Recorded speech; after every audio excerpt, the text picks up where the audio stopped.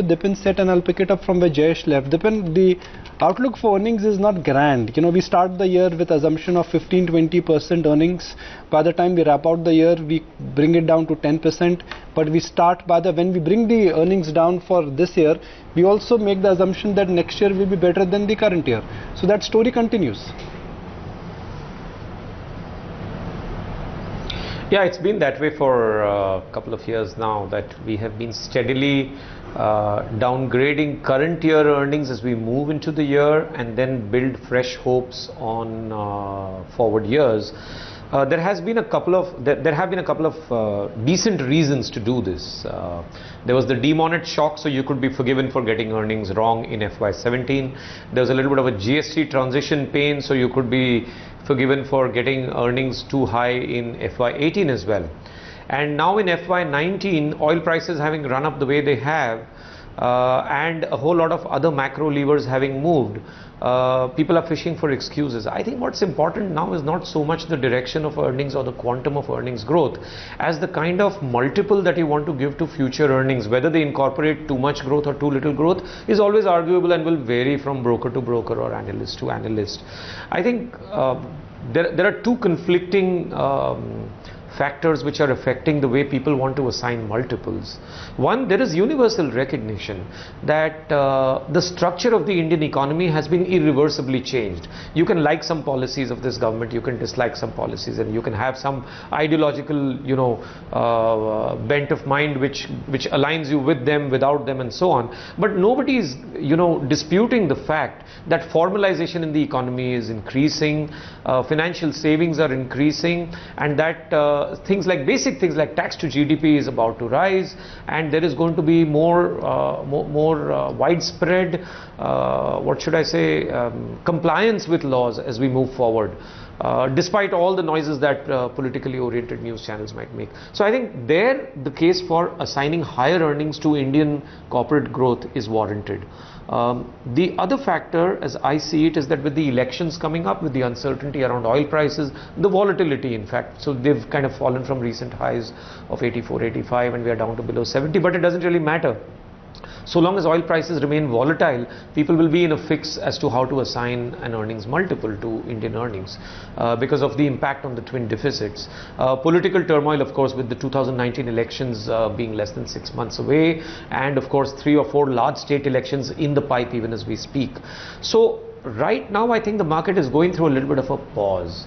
The earnings doesn't matter as much as the trajectory of earnings, which I think should kind of open up maybe in 6 to 12 months from now. So whether you want to assign a higher or lower multiple is what people are not too much in agreement about. People who were assigning 20x to infra stocks 6 months ago are now afraid to assign 10x. So there you go. I think it's always in the change of assumed multiples that the big money is made or lost in stock markets, not so much on earnings, although earnings do play a part. Right.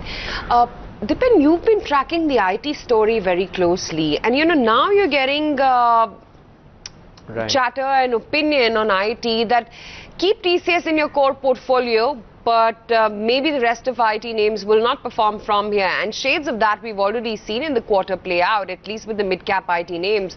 What with the underperformance in a Mindtree or Persistent, wherein earnings did not match up anywhere close to market expectations as well. Are you still gung-ho about IT, or do you believe it's time to now get selective there? So I think after the magnificent run-up that we saw in IT over most of calendar 17 and much of calendar 18 actually, it's fair to kind of figure out whether investors should take a pause in their uniformly broad-based positive view on the sector. And frankly, I think currency tailwinds is one, but the fundamental goodness of IT companies is very much intact.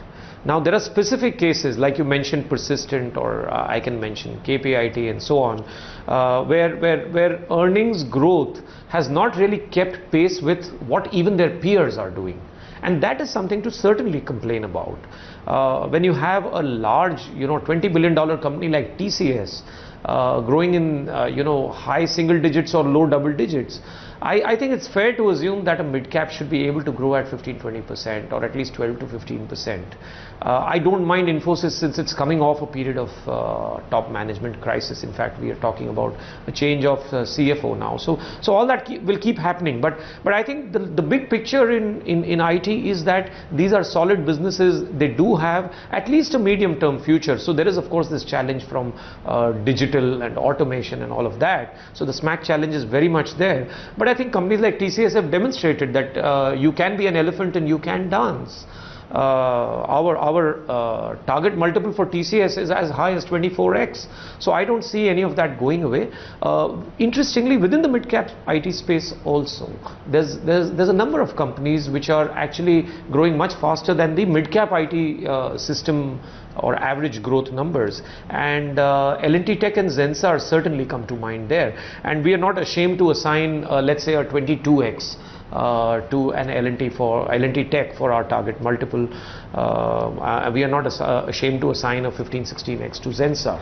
So I don't think there is a general view that you should have which says that mid-caps are bad in IT. In fact, mid-caps will gain disproportionately in this current rupee depreciation phase.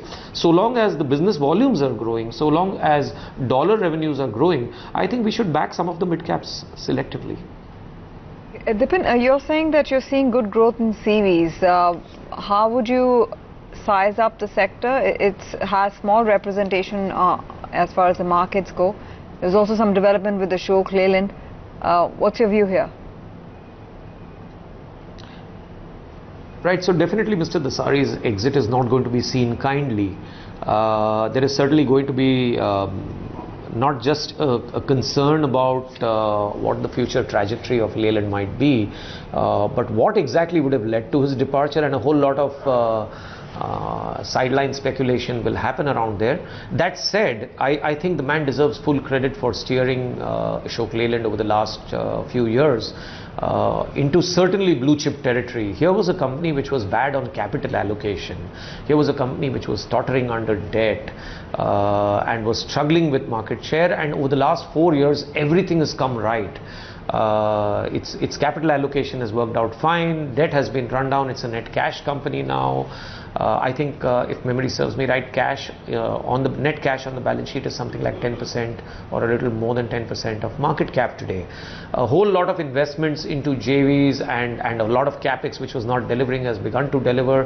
The steady uptick in market share was obviously accompanied, so even as CV volumes were growing continuously, they increased market share, and frankly, to be able to increase this kind of market share is very, very creditable.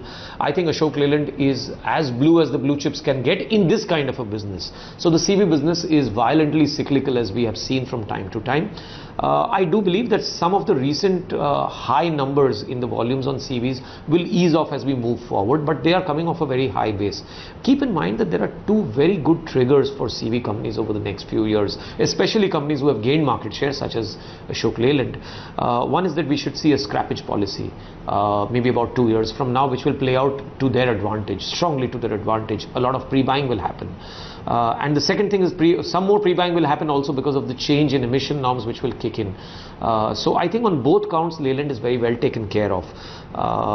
You can argue again, to come back to my original argument about what kind of multiple do you want to give them, but I think this is an opportunity to buy what is clearly an emerging blue chip. Return ratios are high, it's aligned with the India story, and we really don't mind assigning as high a multiple as 20x. Our TP is 172. 18 rupees for Jet Airways, it's looking strong. It is looking strong.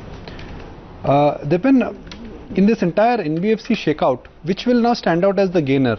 You know, it had become this crowded trade. I mean, if I use the word in Hindi, bhed chal, that had started.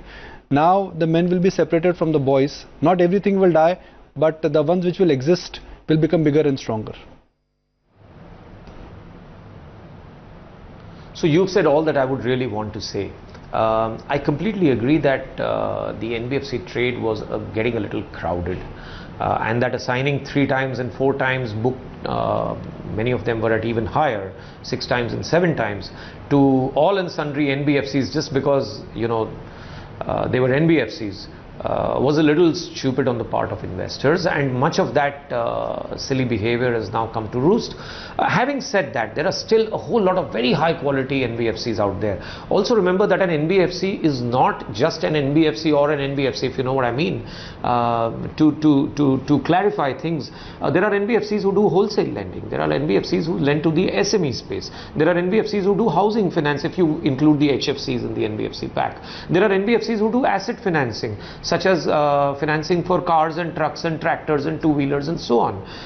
You cannot put all of them in the same bucket because one, the granularity on their books is all different. Two, apart from granularity, the tenures of the loans that they are giving out, and hence the risk that they buy and the way they need to provide for this risk in their books, and the way the risk plays out indeed in their loan books is completely different.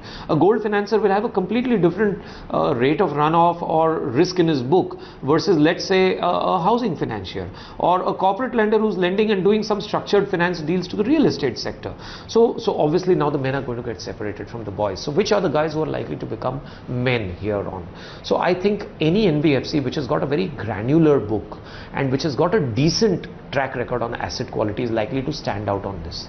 So the granularity in the book can come from even being a small ticket housing finance player.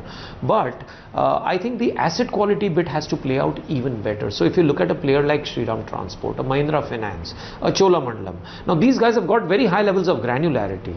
And they've got, well, at least, so Shriram Transport is allegedly the most vulnerable to asset quality cycles. But then it is building those asset quality cycles into the way it is providing in its books, the kind of spreads at which it lends. So the risk adjusted spreads for all these 3 companies, and I will particularly mention Chola here. The risk adjusted spreads for Chola stand out magnificently, and with headline asset quality at 3% or below, high coverage, 28-30% of branches having been opened in the last 2 or 3 years. I think a lot of operating leverage is now likely to play out at Chola. Also keep in mind that specifically in the case of Chola, the cost structures are a little elevated because they were going through an adverse asset quality cycle and had to spend more on recovery costs. Some of that is also going to reverse. Interestingly, they've gone through a CEO change, and frankly we see such a high quality top management even outside of the CEO that we haven't changed our stance on the company. So I think some of the wholesale lenders with long tenure lending or structured finance lenders to the real estate sector might indeed go through a liquidity crunch, and their CPs may not attract the kind of investment appetite that you might see in some of the other cases. In any case, most of the NBFCs have a limited exposure to commercial papers. So it's not that everybody is going to go through this stress uniformly. Okay, Dipen, would have loved to chat it a little more, but running out of time, so let you go on that note. Thanks so much as always for taking the time out. Thank you.